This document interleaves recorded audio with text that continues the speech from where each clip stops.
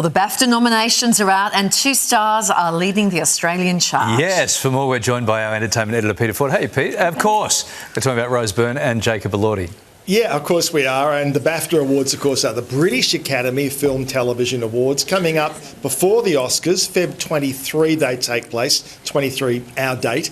And it does this year very much mirror what is happening at the Oscars. That is not always the case. But as you mentioned there, Jacob Elordi is nominated Best Supporting Actor category and for Frankenstein. The reviews he's getting for this are absolutely sensational. So he's on a roll, you know, and this role, of course, is quite different to other roles he's been playing on screen. So this is really going to establish him, win, lose or draw. It's going to establish him as a very good, solid young actor capable of much more than just the hot, young, sexy roles. Also, Rose Byrne, as you mentioned there, again, for the movie If I Had Legs, I Would Kick You.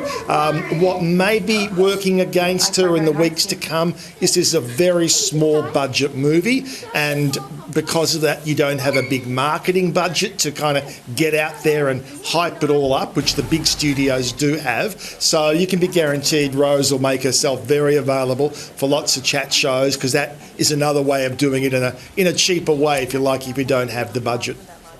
Which films are missed out, Pete? Well, I think the one that probably most people would be looking at again is Wicked. Now, Wicked got nothing in the Oscars last week. Nothing. This time, at least, it has got some production behind-the-scenes nominations. But once again, Cynthia missed out, Ariana missed out, the director missed out. It didn't get Best Film. So it's a weird thing, you know, to think it was so hot last year. Maybe they just exhausted everybody's excitement supply. Some people have said they've found the whole thing with Cynthia and Ariana kind of creepy at times. I don't know. It shouldn't have worked out this way. In many ways, being the sequel and the big finish and building upon everything that was set up, it should have been as big, if not bigger. But that hasn't come to play. Also, Song Sung Blue, again, as with the Oscars, we've seen that movie quite well received. But again, Hugh missed out. But certainly Kate Hudson has not missed out. Months ago, when I read the first reviews for Song Sung Blue, they said she is destined for an Oscar nomination for this. So, you know, she is hot again. She's been there before, so this could be her year.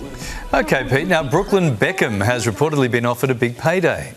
Yeah, not surprisingly, the book deal offers are coming in.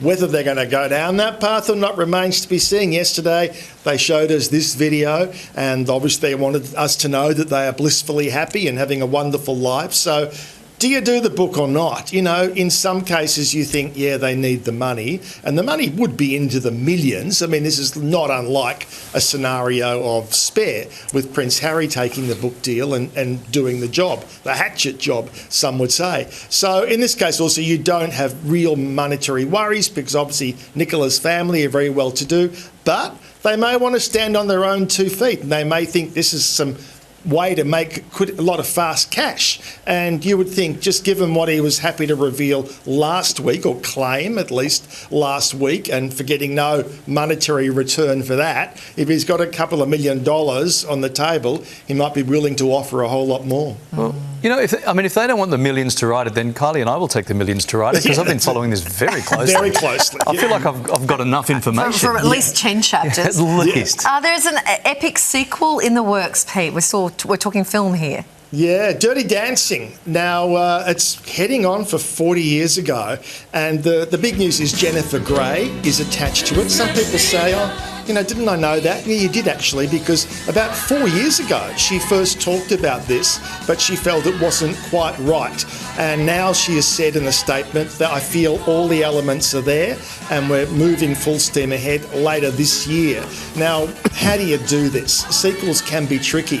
And what on earth would the storyline be?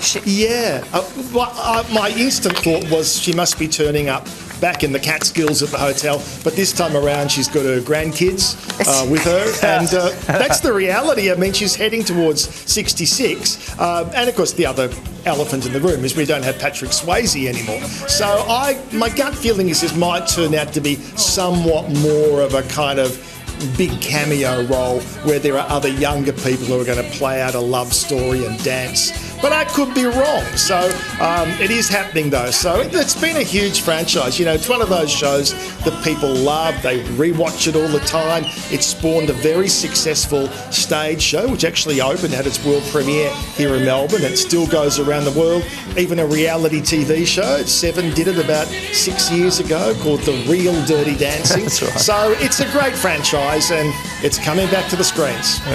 We don't have Patrick Swayze, but we do have Robert Irwin, so it's okay. That's interesting. Thank you, Pete. Thanks, Back with you Pete. again soon.